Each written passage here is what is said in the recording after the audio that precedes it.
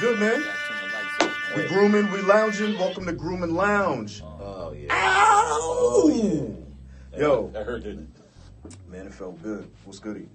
If y'all don't know, again, secret locations. We don't like to let y'all know where we at. We could be somewhere in the Middle East. You never know. But at the end of the day, it's about grooming and lounging. Y'all talk barbershop talk. We talk grooming lounge speak. I don't know. It's a new dialect going on. But anyway, Marvin Church, Marv the Barb. What are we talking about today, man? What's going on, man? Actually, we've talked about a lot these last few days. I actually have a question if you don't mind. Go ahead, shoot. All right. Look. First and foremost, understand I speak my mind. Ain't no jokes. We're not trying to play nobody. Everything's love. But here's my thing. Ask your question. So I know a lot of alternative lifestyle people, meaning people in alternative lifestyles, gay men, transsexual, whatever, and they in the hair business, hair, beauty, whatever. Yeah. And one thing I've noticed is that they stick together like Voltron.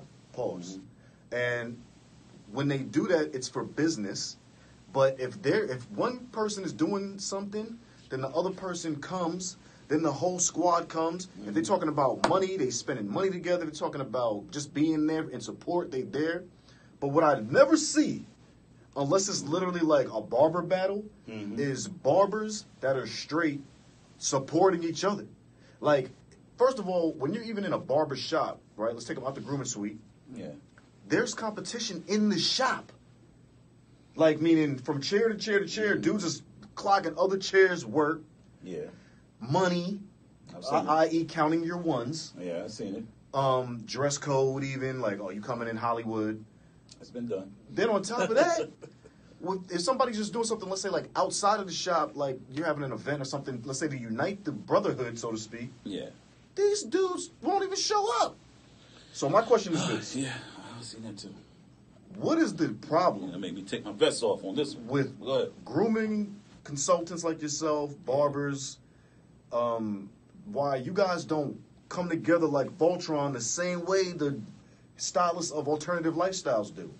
I know that was long. That's the question. It's all right.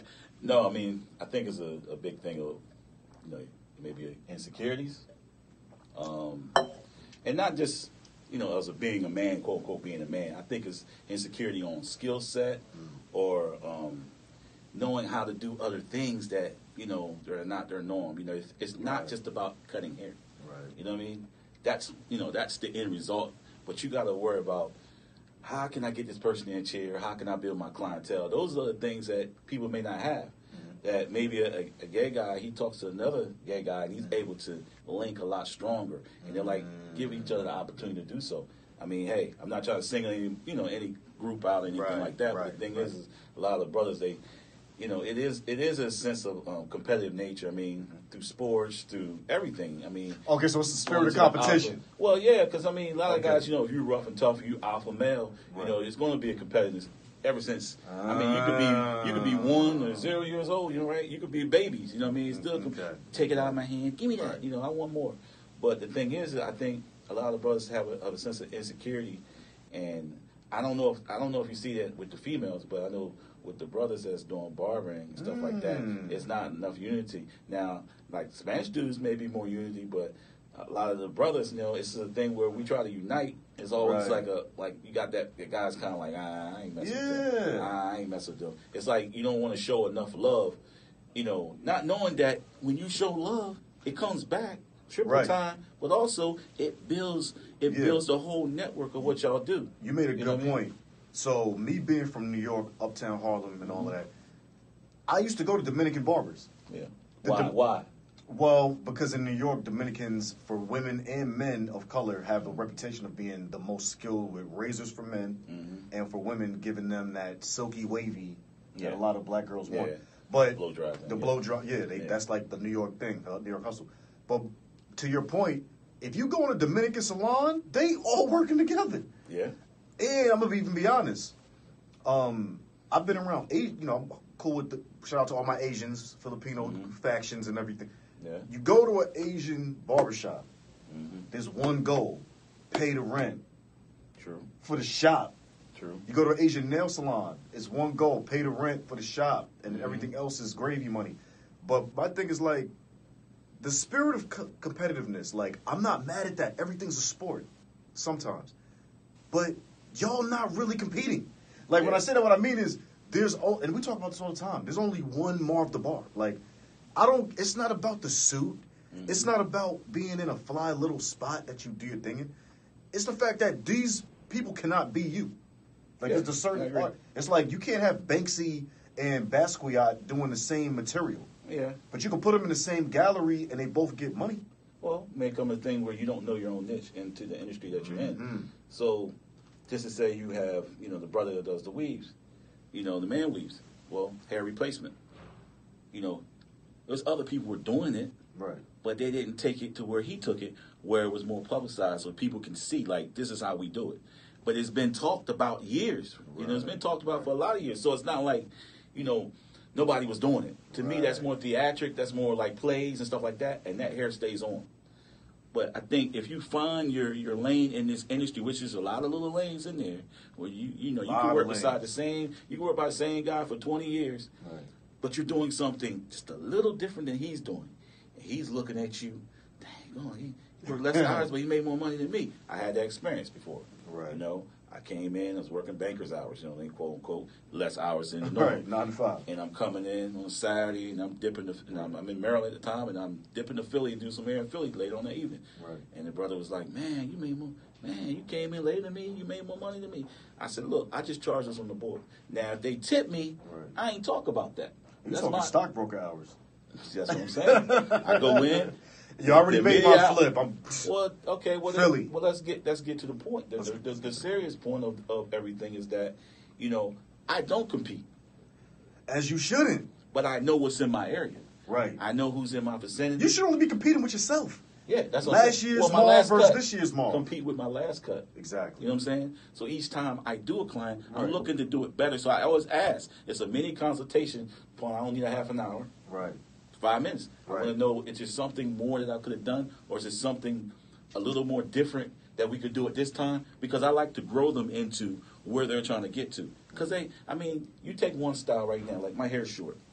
In wintertime, you basically grow your hair out, but you're still keeping that same parameter, so the framework is there. That's the outline, shape up. So you're keeping that, but you're growing your hair for different seasons. Every 3 months. You got to know, you got to take your business, and you got to look at, now we're going to go in the spring next. So you got to be ahead of that. Right. If you're not ahead of that, then you're going to basically fall in the spring, and you're just going to be running around in a circle. You should be, when spring hits, you should be thinking summer. You should be already in summer. You know what I'm saying? And so the thing is, you have to plan ahead, but you also, you have to forecast it. But also you have to grow your clients to where you want to be, because those clients, they're not going to bring somebody else in there that's not going to be in the same right, you know what I'm saying, flow as they do, same stature or whatever, respectfully to their barber. Right. So when they bring someone in, it's going to be somebody in the respects of them. Right. You know what I mean? And that's how, that's how you start to find your way with your little niche. You got your little type of clientele, and you grow that clientele with something bigger. And it doesn't matter if you're not cutting a celebrity. You know what I mean? Because to me, I always think the person that I'm cutting, you're a celebrity. Okay? Mm-hmm. We start way back. But you're a celebrity. I have to think that mindset, because I have to prepare myself for whoever's coming to my chair. It don't matter. It don't matter if it's Vice President Mike Pence, which I trimmed up. Doesn't matter. You know what I mean? And you got to look past all of that, who they are, because they're coming to you for your expertise. And you have to bring that to the table properly. So getting back to what you're saying about, the linking together strong, I just think it's something within, themselves that they have to get over in order for them to grow. Now, you do have people, that's why I do a small class called master's class. I can do 1 to 2 people, because I feel like that's a more intimate atmosphere, but also it's a more intimate for learning atmosphere. Right. Big classes, you want to make a lot of money, hey, I applaud you.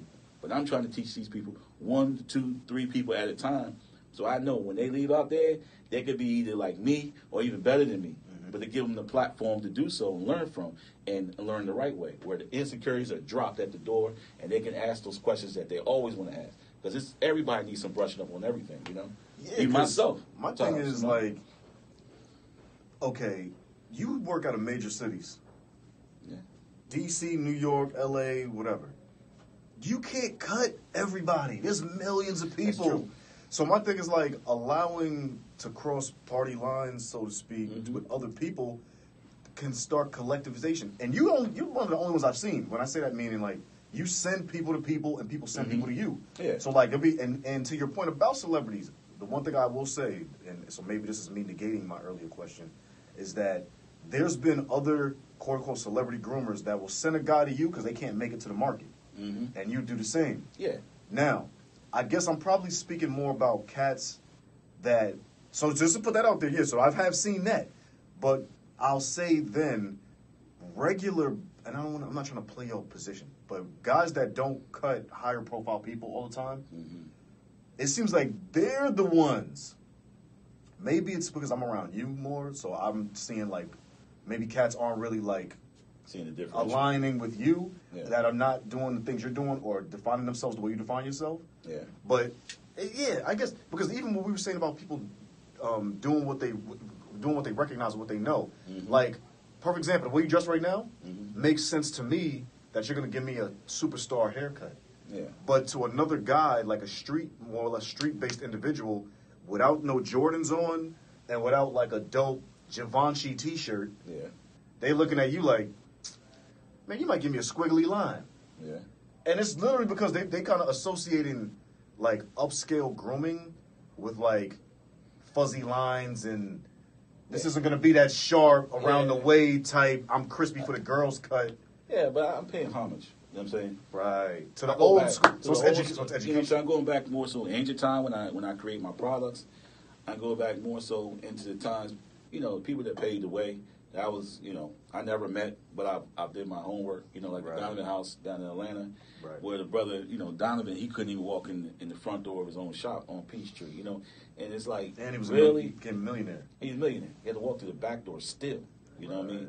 So I'm paying homage to that. I don't respect that. I don't have a tie on and all that, but, I'm still trying to, give that image, because I'll do somebody that's like, 70-some years old, they'll be like, get a hot towel and all that. I've done people in nursing homes and different places like that where, I created my own opportunities there, contracts-wise. And, he had a guy 90-some years old on his deathbed, but, when I gave him that haircut and shave, and you see yourself in the mirror, just for that 1 to 20 seconds, he's like, now I remember, So just to him, just standing there, like, that you did something, that was deeper than just the money. The money's fine, because honestly, you could be vain and say there's never going to be enough money that I can get paid. You know what I'm saying? Never enough money. But there's the stories and the things that make you who you are in this industry, and it drives you to be not only a better barber or groomer, but a better person outside of that. Nathan Roberts said, "Mr. Church doing it big."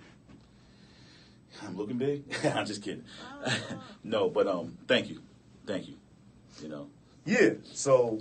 All right, well, I guess we just answered the question. First and foremost, if you're a barber and you're watching this, stop being weird. Like, you're acting weird. Yeah. Like, really. That's overthinking. Yeah. You're overthinking, and I'm going to be honest, men, all right, so now we're going to step a little bit out the grooming space. I'm going to talk about men. Yeah. Yo, I go through this, you go through this, all right? If you don't know me, I do a lot of stuff on camera. I do a lot of stuff where I'm putting myself out there because I don't care what you think. And at the end of the day,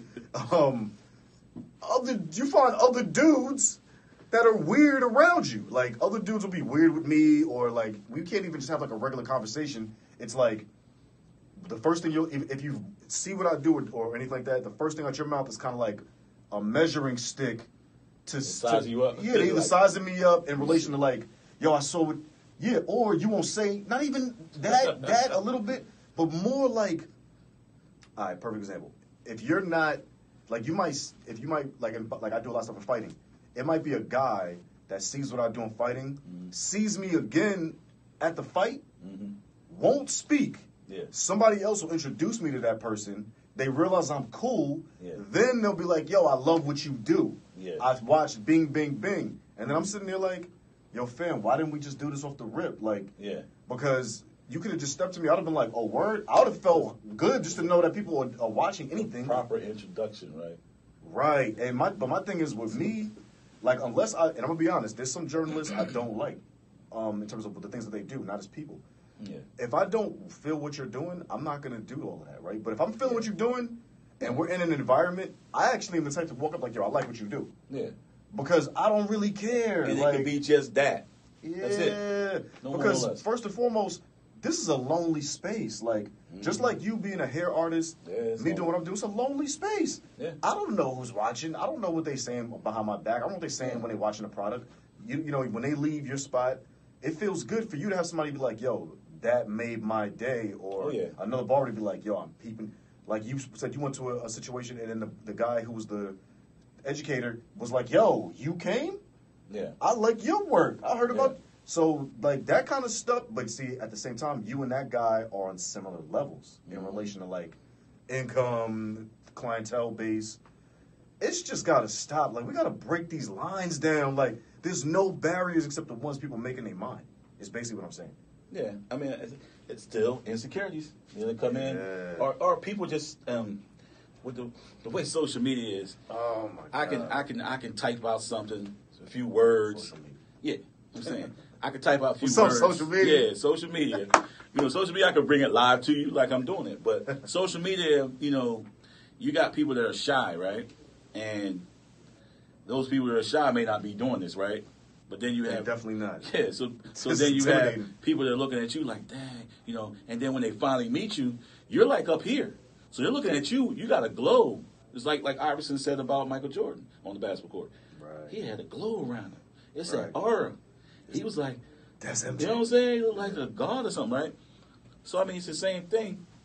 When you're in the presence, they don't realize it's really you. Mm-hmm. And they don't want to come up to this person that's like, and it don't come out right their mouth. You know what I mean? Right. So, I mean, I get the same thing. You know what I mean? You never know who's looking up to you. You never know who's watching. Right. So you always, when I leave out my house, right, I'm that master groomer. Right. On my way to work. So I'm not going, my actions from there, from my house, I got to go 22, 24 miles every day to D.C. So, boom. Woo! You know what I'm saying? And traffic. That's a good hour. Ooh. And I'm saying that what I do from my mindset, right, I have to be prepared for whatever's going on in between those times. And I have to still remain that professional because I could be in the magazine, right, today, and somebody could, you know, which happened to me in real life, right? Someone said something offbeat to me. It was a female. But I could have been one of these, you know what I'm saying? Right. These dudes that was like, you know what I mean? Smack, smack, smack. I'm a pimp, you know? No. I had to like see it for what it was. And I didn't get upset.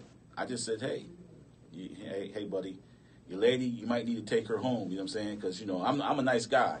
But, you know, what happens after this point with some other people, it may not happen the same. And to bring that up, you know, I just want to clear this out because the thing was, the next week that happened on a Saturday. So Tuesday, I actually hung out with my cousin. A guy came up to me in the spot where I was at then, and he said, "Yo, I respect how you did that." You know what I'm saying? And he's like, I'm like, what are you talking about? Because I don't remember this guy. Right. He was the guy that was with the guy, right? With the girl. So just a thing on how you carry yourself. So you carry yourself, you have a glow. So people like, you're big on the internet. You're big on, you know, interviews. You're a great writer. All of that. Journalism. All of that. They see the pretty. You know what I'm saying? They see the pretty. They might not know how to spell it right, but they see the pretty. You know what I'm saying? Yeah, thank you. You know what I'm saying? Tell them why. Because I'm gritty. Okay, there we go. But I'm saying they see that, so they're looking at you like, man, like, no, this dude's everywhere. You know what I mean? He's around, and the glow comes from you being around the people that you're around. True that. So, how do you... Fashionable luxury style said hello. She got to go to work. Goodbye. Peace. Thanks for watching. Yeah, no, you're absolutely right. I mean, again, I think, like you said, it's all about insecurities. Yeah, man. And people got... So this leads me down the path to something I want to talk about, which is people need to spend more time figuring themselves out. Because insecurity, to me, translates into jealousy because you're looking at somebody that's taking more time to understand themselves, and it's showing out in their what looks like fearlessness. But everybody has fear. But it's just some people are willing to step to the fear and deal with the uncomfortable part of being afraid. Yeah. Which, like what we're doing right here. And I think that's really, for me, what the issue is with a lot of these cats. It's like, well, you need to just stop, drop, sit down, figure yourself out. Get on your knees. And pray. then, start. Because until you do that, you're going to always be in this perpetual cycle of feeling like nothing's working for you. But it's just because you're not taking the time to figure you out and get good with yourself. But you don't get nervous before you do something? I get nervous all the time. I have extreme anxiety. Yeah, well, see, that's what I'm saying. But identifying with that. Yes, and I can admit that out loud now. We all have anxiety. Man, I always get anxiety. But you know what? I get anxiety before a big interview, straight up. That's what I'm saying. But I'm saying, and you know what? It may be a short anxiety, like a short fear, right? But I own it though. You know what I mean? Like, it's about being like, you know what? I got to use this. Whatever this feeling is, I have to use this to make me great. That's right. And then once I get past it, I'm like, and once you lock in, I mean, it happened to me early on playing sports. You know, playing basketball. Soon as I get bumped or that first foul, then they foul me, then I'm like, I'm in the game now. Right. You know what I mean? Right. But you're always going to have those butterflies or something like that going on. And, you know, I mean, people don't think like, this is one thing I told you too before, is that you may have that fear, right? Mm-hmm. You walk through the doors. A lot of people are still outside these doors, and they can't even fathom to be inside. They just like looking up like, oh my God. I always say, like I said to you too, was that if you wasn't supposed to be there, you wouldn't be there. You know what I'm saying? Right. And regardless of what you may feel at that time, not just you, and I'm talking about myself too, regardless of what I may feel at that time, I'm getting past that because I understand I'm supposed to be here. Okay? And I was in L.A., you know what I'm saying, working on a TV show, you know what I mean? Right. The Raw Word, Michael Dyson. So, you know, hey, I started there and I'm like, you know what? Eat my breakfast, boom. And my worst fear was not being able to get up, you know what I'm saying? On time. Right. Because on sets like that, they lose money. You cannot play around. No. And it's just me. I'm out there by myself. Right. So I don't have nobody. I have an alarm clock, you know what I'm saying? Right. And it's on me. Right. And on me, my name, my business, and everything. Right. And big money. I got this money, you know what I mean? That's right. But the thing is, don't think that, you know, you see us right now on this social media and we're live and all that. I'm going to give it to you real. You know what I mean? Mm-hmm. Don't think that there's insecurities that you know, don't puzzle us or make us feel a little different at the time. But you know what? We get through it. Take a deep breath. Woosah, do whatever you got to do. You do that, and then you go to work and focus and lock in. You lock in like a pit bull on a tire. You know what I'm saying? Ooh. You know what I'm saying? You got to lock it in. And stop worrying about anything. Just don't worry about it. Clear your mind and just lock into what you're there to do. Because they need you to do that. They hire you to do that. And you wasn't supposed to be there, you wouldn't be there. Man, that's real. That's straight real. From outside to inside. Mm-hmm. You know what I'm saying? In the industry, you know, in business and all that, you know. That's a life lesson. What do you think is one of the things that helped you overcome fears and anxiety? Like if you could give people something like they could practice. I didn't have first of all, I didn't have those early on. I had them a little later. Okay. You know what I'm saying? But, you know, at 9 I started cutting hair, so, you know, I had older brothers and older sisters and trying to find my little thing. I used to draw. And my dad wanted me to, you know, I asked him to shape me up. Mm-hmm. He was like, do it yourself. You know, I know he was tired, came home from work and all that. Right. First thing I'm going to say is I can't, right? That's what a kid would say. Right. But he said, you know how to draw? Bingo. Dang. Now, I won county competitions, first place, from kindergarten on up. Mm-hmm. And I painted on in the mall, on windows and stuff like that, won county competitions, all that kind of stuff. Mm-hmm. But it was right up my alley, you know what I mean? And I drew out the haircut, and I shaped myself up, and I just started from there. And I would practice on myself until I got it right. In that bathroom, I don't care if it took an hour.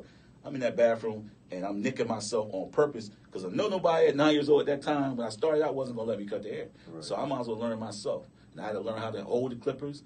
I had to learn how to, you know, make those adjustments. I had to learn how, when the guard break, how to cut in between the hairs. Mm. It's things that people, you know, we don't go about crying. Right. I need help, right? You don't need help. You know what I mean? We were problem solving back then. We didn't deal with all that other stuff. Because you know what? It's not going to be nobody around. You know what I mean? It's just going to be you. And it's going to be your fault. It's going to be you they're looking at. And it's going to be you that's leaving out the door without that money. Right. You know, you come with that. You come for that prize. Just like a prize fighter or anybody else. You coming to get that. And if that money's across the street, you better believe, if you ain't getting it, I'm already there. I already got it. And I'm in my car rolling out. You know what I'm saying? Because I don't leave it on the table like that. Now, all money is not good, but you also got to look at certain situations. You know what I mean? And that's you raising yourself up to deal with certain people. I've been in the rooms where I'm 10, 15 people in there, and I'm supposed to cut one person. I wind up cutting 2, 3 more. But you better believe I'm getting out of it with the paper. You know what I'm saying? So, Right. It's just how you set your business up, how you carry yourself. Yeah, and deal with anxiety, Exactly. So for me, like, the way I deal with anxiety outside of, first of all, I do a lot of meditation. Second, I do a lot of physical fitness, because what I realized was sometimes that energy can be well spent in physical activity, and then, or just keeping yourself busy, but like not just doing busy work, but doing doing work that'll help build you up in certain levels, mentally and physically. And then I actually put myself in the fire. When I say that, what I mean is the thing that I fear the most, like at one point in time, everybody kept saying to me, Rhett, you speak so well. You should be a public speaker on some level. And then I'm like, yeah, but I don't know if I want people just staring at me like that. Then then I started realizing you got to control the room. Yeah. People are going to feed off your energy. So the first thing I needed to do was put myself in a bad position, meaning I need to get in front of a crowd where there's no out. I have to be in front of them, own it, be on my game, and then watch how they react. And the first time I did that, I did my thing through the anxiety, and I had a lot of anxiety during that.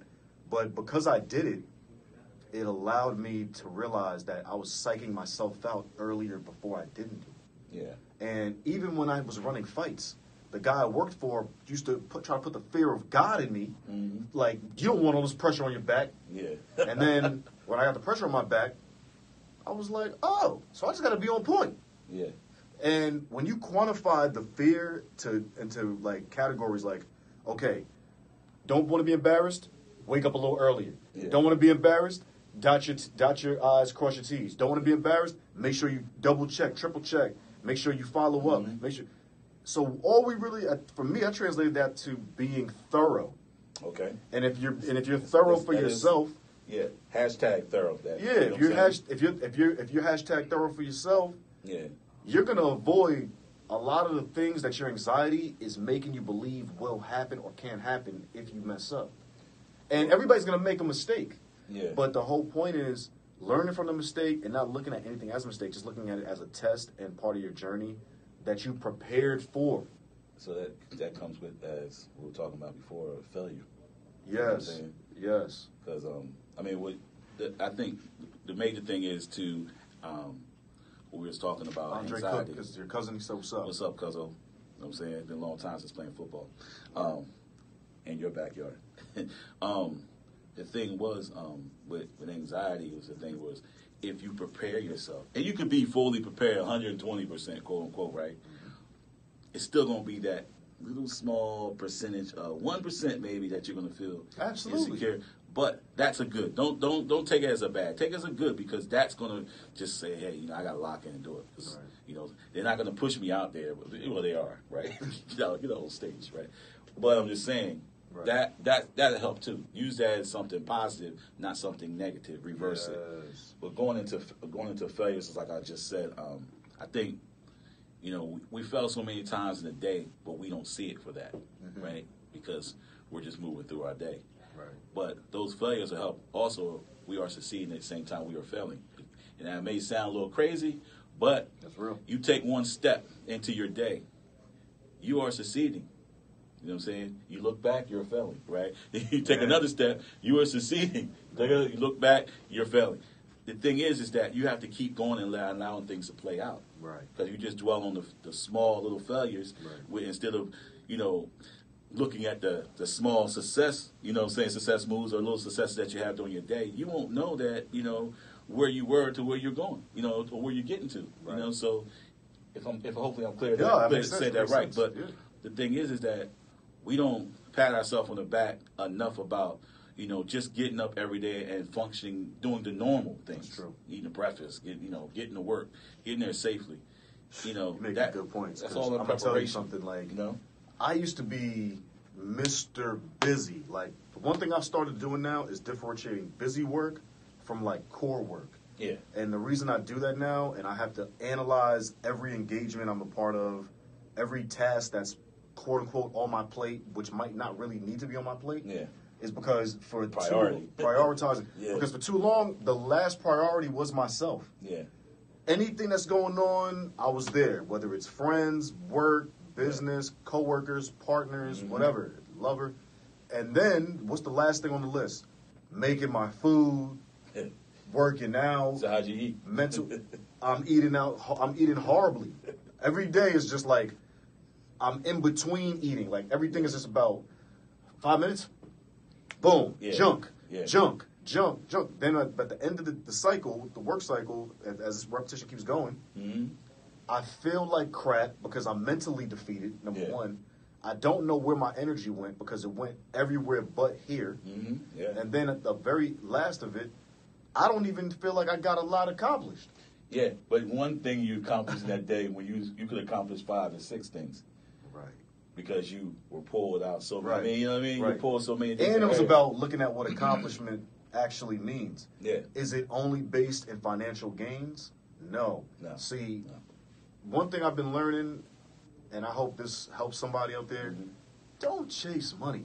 Yeah. Like, at the end of the day, we're all raised with this foot on our back, unless you have a dope trust fund. Shout out to you. But we're all raised with this foot on our neck and our back, like, yo, gotta get this bread. Right around the corners, no money. And you're just trying to keep away from that. And when that comes, well, at least I did this while I'm looking. So, and I get all of that. But at the end of the day, one thing I know about people that have gotten older, and the older people that I know, when they're old, they're never talking to me about money. Old people are always talking about how they feel, and how they want to stick around to see those that they've created. So the whole point is, whether regardless of the rest, they're not sitting around thinking about, yo, I got $1 million in the bank. Yo, I got 10 million. I'm good. They're thinking about grandkids, kids, seeing people do well, how they feel, how often they have to go to the doctor, how many pills they have to take to survive, what they're eating today. Like, they're thinking about the right things, actually. You know what's funny? We have kids and stuff. So it's like we're looking back. That's so they're looking back at their younger self. Right. Right? And telling their younger self what is really life's about. But because the younger self is the younger self, the younger self can't comprehend what the old self is telling them.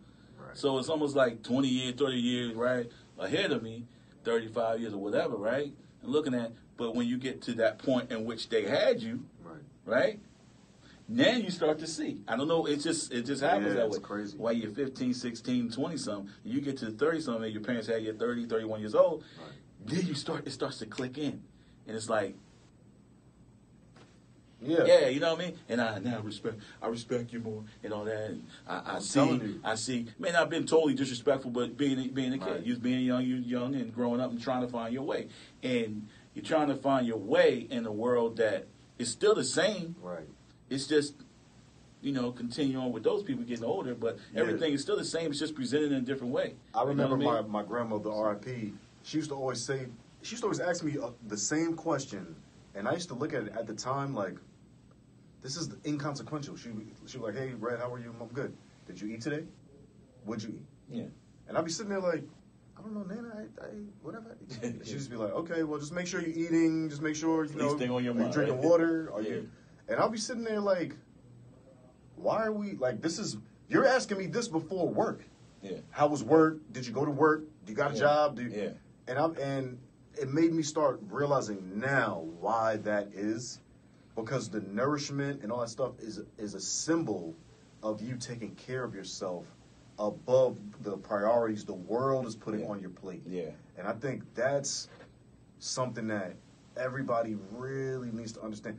And with the social media and with media in general, because now everybody can be their own star in their own universe. Yeah. I think more than anything, everybody has to understand something. Stop chasing fake realities. If you want to know what's real is you. Like what you see, what you hear, what you eat, what you do, the choices you make. Choices means everything. And I say that because most of us are making the wrong choice. Most of us out here wasting time doing other little things, and we're not even understanding, like, the real choice is sleep. Did you get enough sleep? Are you giving away your mental peace to people that don't even deserve it? Mm-hmm. Like, there's a lot of other little things that at the time seemed small. Like, I was one of those guys whose phone used to ring 1 million times a day. Bring, bring. thing. As soon as I get off the call, another text, another this, another that. Now I streamlined all of that. I told those that were wasting my mental space and emotional capacity to fall back. Like, even if they didn't like that, I don't care. My body's not going to allow you to destroy me no more. Or your mind.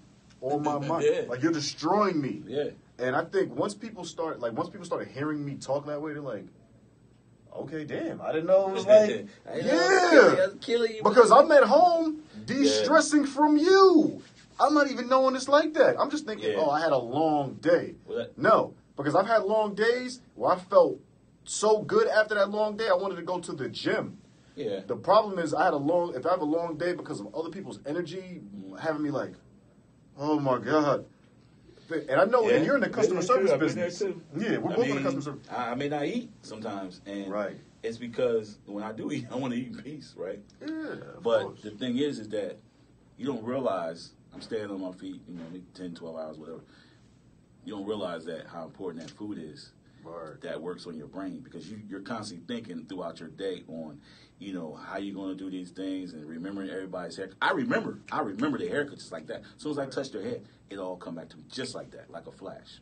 Right. The thing is that I also have to remember, who I have next time. You have to remember all these things, and they're strolling, just going through your mind. And then, like, I got time set for food for lunch, but then I don't always sometimes get it, right?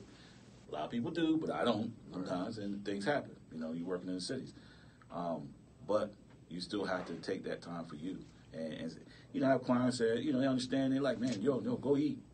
And I'm like, I want to eat, but I want you out of my chair. You know what I mean? I want you out of my chair first because, I come to make money, right? That's the main, I'm going to eat. I know I'm going to eat sometimes. So that's how my mind was. But I know I'm going to eat sometime, right? But I come to make this money. And when you're in my chair, you're in the way of me eating, in a sense. It kind of, in my mind, was like, you're in the way of me eating, but eating with peace. I want to eat and not feel rushed. You know what I mean? Just like when I'm doing somebody's hair, that's why I do appointments. Because I don't want to be rushed and rushing. Even though people fall asleep and all that, but I don't want to be rushed. You know what I mean? So the thing is, I want to make sure everything is out, out right. But, what you were just saying, man, it's just, you have to, give your time for this, give your time for that, but never forget to give a majority of the time for you. Because if it's no you, there's no them. If it's no you, there's no them. Remember that. If it's no you, it's no them. Right. They don't even exist when you're gone, right? They're out there looking for other people to help them. Please help me. Oh, my guy, he passed away. But there's no you. You know what I'm saying? Because that's where it starts. It starts with you. It starts with you. It starts with you. And I think, from either industry or whatever, you write boxing and all that, and you have to be, looking at number one first. And, I hope everybody is getting that understanding about taking care of them first, and then everything else radiates from that, because when you're at your best, everything else, the right things will come your way. You're going to have negativity, but the negativity will come, and we've seen it. It'll come and it detour off because, you know why? Because those type of people can't stand to be in the room with you for a very long time. Word. You know what I'm saying? Yeah. And I know we talking some universal stuff, but it is what it is, man. Positivity always negates negativity. That happens off the rip. Yeah, you got that glow, and they just looking at you from over there, like, and they trying to get, when they can't get over there to you, they're like, oh, man, I just shake your hand. Dog, I can't stay. And you're like, well, really? That was weird. But that's the reason why. And I spoke about that before, sometimes before. That's the reason why, When you're doing stuff the right way, you're doing positive things, negativity is going to come your way. It's going to come. And the things that you're doing positive may not happen the way you want them to happen because of that negativity. But you have to fight through that. You have to fight for what you believe in and fight for being the person you want to be. You got to fight for that sometimes. Even with family, family may not understand, but sometimes you got to do the things that make you whole in order for you to be whole for them. Okay? Sorry, last thing's church, baby. I got to preach to you. You know what I'm saying? But, yeah, man, you got to, that's what you got to do. And you got to do that for you. Right. You know what I'm saying? Yeah, I think today people are really understanding, like, number one, we're on the journey of being in tune with ourselves. Yeah. And all you cats out there being insecure and having these anxiety attacks when you see what you think is success, yo, turn it down. All you got to do is turn in. Some people ain't even happy. A lot of people, millionaires, billionaires, if you got $1 million, $1 billion, why are you even working anymore, right? If that's supposed to be like, if I get $1 billion, I ain't working no more. I'm gonna drive. Because they're not chasing money; they're chasing passion. Like You know what I'm normal, saying? like unless you're just straight greedy. If you have money, greed comes into play. Come on, man. Greed. No, it That's can, greed. but there's some people out here that are actually working because they enjoy working Yeah. and being productive. Like, you know That's what I mean? true. Even after they got the bag, it's like, okay, how long can I sit on the beach? I mean, without me pulling out my laptop and having another idea. Well, you think about Facebook. Facebook, the guy, he didn't go out there trying to make money. Right. He had this portal, this thing. He's just got. Yeah. He looked like he got obsessed with it. And he was just, Right. and same thing with everything else. I mean, what is Twitter? That email? Replace the email, right? I remember when I lived. It's a pigeon bird. I mean, the bird. Yeah. You know. I remember when I lived in Miami, and when I was out there, I would go to the beach every morning, and I wasn't rich, but I felt like I was doing pretty well. But every day on the beach, not only did I thank my blessings, but I used to have ideas and would write them down on my phone about what I'm about to get into next, or what ideas I had. I mean, you have to be out here living to live, not living to earn. Like that's like if you're just living to earn, like I'm just allowed to get money. Man, That mentality went out with Belly and DMX. That bag, baby. And Sincere and Bundy. You know what I'm saying? Like really. Like if you're still out here trapped in the 90s thinking like this is a Hype Williams video and you gotta be out here just living to eat, ridiculous. Yes, you have to pay for your lifestyle, but at the end of the day, you gotta live for life. You know what I'm saying? Yeah. Like, life is here. Because I'm going to tell you something. You could be out here working your ass off forever and never have lived a day. Mm-hmm. Life will be passing you like this. Never lived a day. I don't just mean... will. Yeah, I don't just mean having kids. I don't just mean having a significant other.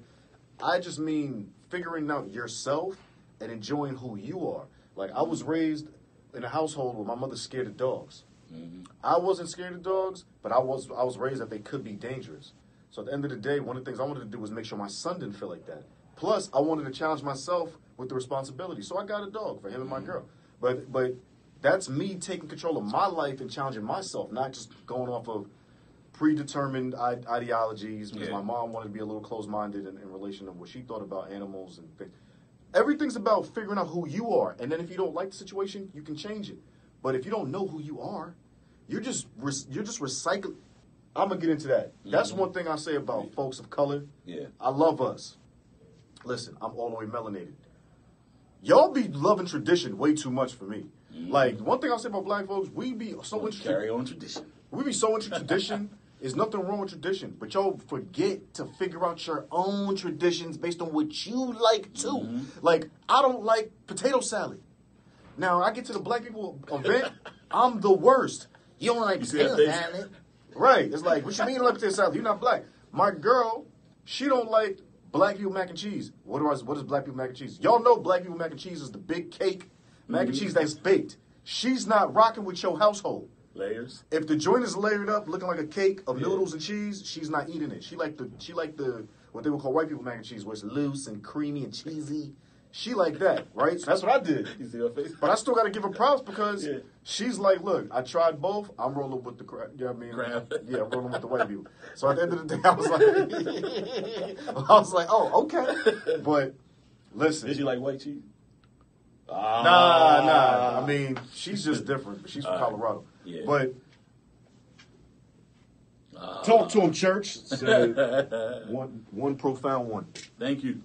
But my thing is, y'all got to stop with all this, man. Like, I love y'all to death, but your grandmother's done brainwashed you. Your grandmother brainwashed you. And see, we could really get into it, but I'm not going to do that today. Yeah. About relationships and sex and everything else where y'all really be like so caught up in whatever you was told, whatever your mama said you should be doing and shouldn't be doing. Y'all want to talk trash about women of other races. Like, all of this, and understand something. I'm not Nick Cannon. I love black women, like, all day. But guess what? I challenge every black woman.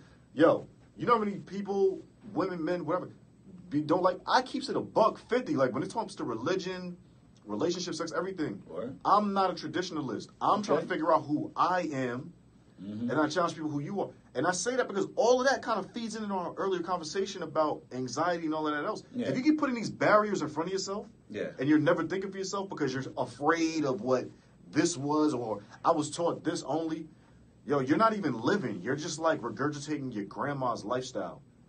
Who are you? Yeah. Like, that's my question, everybody. Who are you? I can tell you who I am. And some of the things I like and do, you're going to be like, I'm not with that. Cool. What do you get into? If all you telling me is what mommy told you, I'm not feeling you. I'm not going to lie. And I can tell. Yeah. Like, you can tell when people are not, like, doing them. Yeah. Like, if somebody, like, I'm always trying. It's like programmed. Yeah. Because people make things seem impossible. Like, Yeah. We didn't raise you like that. yo, that's my worst. I hate it. But outside, I hate hearing that. outside they're raising you like that. Yeah. Tell me that if, like, we're talking about, like, some incarceration or, like, you did something crazy that, like, messed up your family name. That's something else. Yeah, you didn't raise me like that. Yeah. But if we're talking about, like, perfect example. I went to Dubai. Yeah. And when I got there, I'm in the hotel. Place is phenomenal. I call my mother on WhatsApp.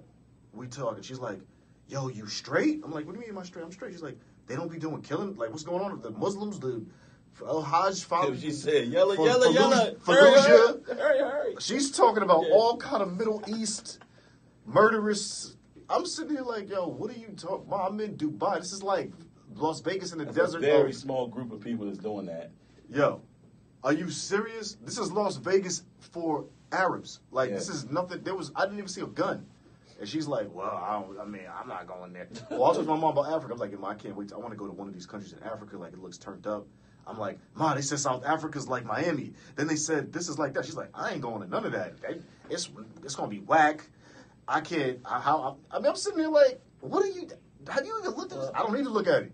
Well, I mean, my people's ask me, why you want to know all that, your history like that? Like, I don't want to know my history. I want to know me. You know what I mean? I want to know my great-great-grandparents and all that. You know what I mean? And, it's unfortunately, the black race has been broken up so much that, we don't know what to think. You know what I mean? But you know what I can say, all of this we're saying? Yeah. We go to church, and, some of us go to church, and some of us, whatever we do, right? One thing about truth will always be heard, and truth will always be accepted in your ears is that. Now, I'm not saying theology. I'm not telling you idiot, somebody's preaching and he's talking, and you want to believe, like, I want to believe in Rhett, what he's saying. No, I'm talking about truth. And the truth, regardless it's coming from the good book or it's coming from the good brother, Rhett, Butler, or me, truth will be heard and it'll be accepted in your ears is that, and your heart. You'll accept it for the truth that it is. A lot of people don't know how to accept the truth. Because if a brother like me speaking or you speaking, man, I know this brother, man, what made him wise? What made him have knowledge? He's not knowledge. Mm-hmm. So people have to accept that too, because there's a lot of people that know a lot of things. Yeah. And it's up to you to accept it, because they've been in different scenes and different things. Right. But a lot of people can't handle the truth. And I think that's what's going on today in the world. From the home, my parents would sit there and watch CNN all day. I know a lot of people. Like terrible. Yo, and that play that you watch that channel? It's terrible. It'll have you thinking you about to die. Like you about to die. And then Trump will come on and say a few words, a couple sentences. Yeah. What I'm saying, say a couple sentences, and be like, I'll shut him down next week. I'm going to go back and do what I did. That's crazy. And then everybody sitting there and following him. Saying all these nasty things, and he's just loving it. Yeah, got their attention now. You know what I mean? But when a brother's speaking some real factual, some real truth, and some from the heart, and telling you, like, we're on here live. It's a Friday. I know a lot of barbers in the barbershop getting that money. You know what I'm saying? This right here is money to me. This is wealth building to me. You know what I'm saying? Right. You know what I mean? Maybe wealth building to you. You know what I'm saying? We ain't here. We doing this because, like I said, I don't waste my time anymore. I only do things that I prioritize. Yeah. So we on here. We doing this. And we doing this for real for y'all. So those people who want to get tagged in, I appreciate. Those who want to follow, I'm on YouTube, Marvin Church. I know you got the Pretty Left Hook podcast. I just think, accept us for what we bring into the table, and definitely gonna learn something. We talked. What we talked today? Failure. We talked about a lot. You know what I'm saying? Business. Oh my goodness. Success. Actual question. Oh yeah. Last thing before we leave, man. First of all, did you hear about this Martin Luther King thing? About the fact that, so, I mean, I guess this is actually old, but I'm late. I know we're not celebrating on his birthday. Yeah. Okay, but they talking about that bullet that he took on the balcony wasn't what killed him. They said that he got killed in the hospital, that he was still alive, and that the doctor was like, basically like, yeah, we're not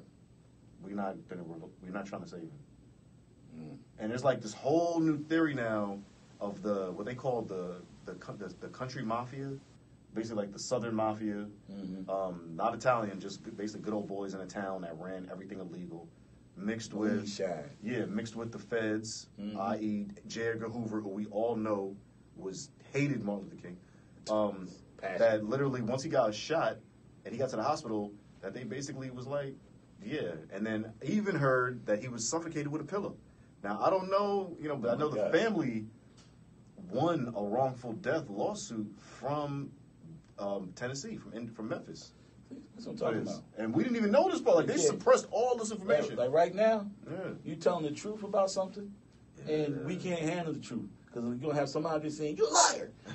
He died. You know what I'm saying? No one did that. No one did that. It's crazy. No one did that to Martin Luther King. He died on that balcony. You know what I mean? No. Because they need that. They need that. They need that closure. It's nice and neat. Need that closure. You know what I mean? That's acceptable in their minds. Right. And so that says that to say the following. Don't trust traditions. Don't trust prepositions. Like, sometimes people put things in place to keep you calm. You got to keep looking further because, again, this is me as a truth seeker. I'm down to listen to all kind of things and new information about old theories and old things. But at the end of the day, when you hear these things, it makes you realize that you really don't know that much. Yeah. Because I've never heard this before, but this has been out since like early 2000s. A lot of people that they claim that killed have been locked away, didn't kill. Right. I mean, there's a lot of things. The family still believes James Earl Ray is innocent. Yeah. Well, he probably know he didn't do it too. Because somebody probably shot the person before he even was able to sell the bullet. Right. He was a decoy. Right. But, we going into something a whole lot deeper than what it's just crazy. Facebook allowed. But you have to do the research, man. And stuff is out there. That's what I can say. Like, everything that was done to your race or whoever else's race, everything that was done and how they were able to be what they are today is in books. And a lot of those old books do not lie. They're telling the truth. Right. And they're basically telling the truth, but they're also making a mockery of the people that they've done it to. And, that's my belief system from what I read and from what I've seen, over the years. And I think, the systems are set in place. They're set there because we do need to have these certain classes so people can identify themselves as being, up here, and they can look down on people. You know what I'm saying? Regardless, you could be a bum on the street, you can still look down on somebody because you know what? Right. A bum on the street could probably laugh at us and say, you went and bought those clothes and that car, and you're spending this money on this parking spot, and you're going in this building to work all day while I'm sitting here and I'm free. I'm free to do whatever I want, and I'll ask whoever I want, and I'll get money, and you don't even know I got $1 million in the bank from pennies and change. And I look bad right now, but once I get to where I want to get to my money, I've seen it. Yeah. I've seen it. Yeah. Okay, I see the guy in the bank. People still 10 feet from him. But that man, I talked to the bank, and the lady was like, she wasn't supposed to give information out. But he's holding. Yeah, he's like 900 some thousand. And this was back in 04, okay? So, yeah, and I haven't seen him anymore. He used to stand out there like Jesus. White Jesus used to stand out there. I don't see the guy no more, so he must got to that point where he can go anywhere he want to go and just live in peace. You know what I mean? Love him. Yeah, so. Shout out to him. Yeah, so I'm just saying, Shout out to all the $900,000 bums out here, man. Y'all setting a new way. Well, you know You're giving me new goals. Quote, quote, it's the American way. You know what I'm saying? American way. So, I think, like I said, we cover a lot. And, business and everything. We cover a lot, especially with your personal note where, taking care of yourself. I think that's a major thing for a lot of people to understand, it's, you keep your faith up, you know what I'm saying? And like the boy Kendrick said, it don't change unless you wash your ass. Yeah. And you know what? And get in the shower. And when you change, the things around you will change. You may not like the things around you that are changing as you change, but in the long run, it'll be better and it'll be more accepted of you as you see yourself getting to the clear path of where you're trying to be in life. So, my last name is Church, and I'm going to preach it to you, but I'm going to give it to you real. And, those are the things that I've seen and experienced in my life, You got to walk away from things, and even though you may think you can't, you just keep walking. Don't look back. Because if you look back, that's a trap. You've already seen that before. Why relive that over and over again? Isn't that called insanity too? Insanity. Trying to look for something better to come to that same outcome that you've been chasing around the table all day, chasing that rat, chasing that cat, chasing that girl, whatever. You're never going to get it the way you want it. So you got to keep moving past that. And hopefully things are for you. As you take that journey and let it play out, keep rolling. You're going to get it anyway. You know what I'm saying? It's going to get there anyway. Yeah! But you had to go the hard way. To the hard way. Yeah. So I'm Rhett. That's Marv. Marvin Church, Marv the Bob. Yeah, man. Follow me at Rhett E. Butler, RHETTEBUTLER. Instagram, Twitter, all that good stuff. And I'm Marvin Church, Instagram, Marv the Bob, Instagram, Marvin Church Grooming Project, Instagram. With us, Marv the Bob Journal. Follow that Instagram. And Twitter, Marv the Bob. Facebook, Marvin Church, Marv the Bob. All the same. YouTube, Periscope. Holla at your boy. You see me. I'm doing it for real. All the TV screens are looking at me. You know what I'm saying? The world is here. We're on notice. Let's just make it happen. For real. Next time, man. Grooming and lounging, like I said. Not in the barbershop, but you already know. Ooh. Like 3 days old right there. Ooh. Yeah. Yeah. Project. Journey beyond. Facts. Thank you guys. Take care. So blessed.